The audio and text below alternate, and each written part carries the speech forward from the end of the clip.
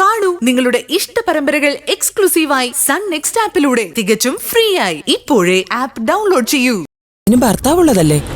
ഓ, എന്നാ ഭർത്താവ്? അവനും അവളും കൂടെ ഒളിച്ചോടി വന്നേല്ലയോ? ആണോ? പിന്നല്ലാതെ. നാട്ടിൽ നിൽക്കാൻ പറ്റാത്ത കണ്ടീഷൻ ആയതുകൊണ്ട് ഞങ്ങൾ അവർക്ക് തൽക്കാലം ഒരു ഷെൽട്ടർ കൊടുത്തതല്ലയോ? ഓ, അപ്പൊ അവർ നിയമപരമായ കല്യാണം കഴിച്ചിട്ടില്ലേ? എവിടുന്ന്? ഇപ്പോഴത്തെ പിള്ളേരുടെ കാര്യമല്ലേ, ഇതെല്ലാം ഒരു അഡ്ജസ്റ്റ്മെന്റ് അല്ലയോ? ഇനി ആർക്കറിയാം ആ കൊച്ചു അവന്റെ തന്നെ ആണോന്ന് പോലും. ഞാനിപ്പോ പെട്ടെന്ന് ഇങ്ങോട്ട് വന്നത് ഒരു കാര്യം ഡോക്ടറോട് ഡിസ്കസ് ചെയ്യാനാ. ഈ നേരത്ത് ആ മാരണം കൃഷ്ണപ്രഭ ഇവിടെ ഇല്ലാഞ്ഞ നന്നായി. ഞാനിത് അങ്ങോട്ട് പറയാനിരിക്കുവായിരുന്നു. അവൾക്ക് ഈയിടെയായി ഒരു ഇത്തിരി അഹങ്കാരം കൂടുതലാട്ടോ. അത് നമുക്ക് ശരിയാക്കി കൊടുക്കാം. പക്ഷെ അതിനു മുമ്പ് ഡോക്ടർ വേറൊരു കാര്യം എനിക്ക് ശരിയാക്കി തരണം. എന്നാ മുതലാളി? നമുക്ക് ആ പെണ്ണിന്റെ ഗർഭം കലക്കി കളയണം.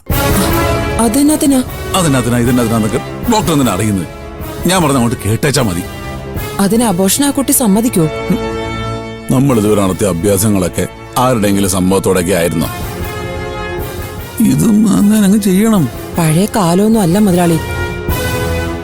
ഇപ്പൊ ഈ വൃത്തികെട്ട സോഷ്യൽ മീഡിയ വന്നതിന് ശേഷം എന്ത് തൊട്ടാലും അത് വൈറലാ.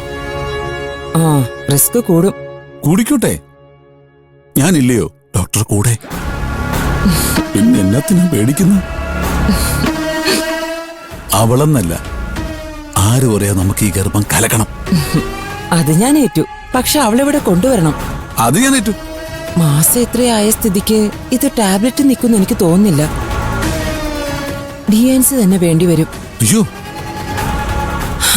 ഏതായാലും നമുക്കൊരു ടാബ്ലറ്റ് കൊടുത്ത് നോക്കാം. അതുകൊണ്ട് പോകുന്നെങ്കിൽ പോട്ടെ. അപ്പൊ ഞാൻ എത്രയും പെട്ടെന്ന് അവളെ പറഞ്ഞ് സൈസ്